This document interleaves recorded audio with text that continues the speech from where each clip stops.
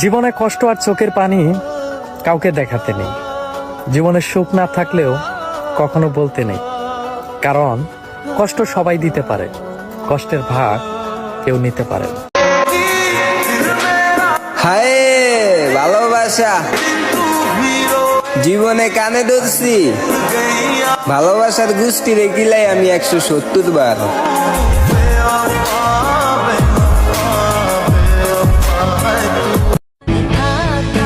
নিজ মনে দূরেতে আমি শুধু বসে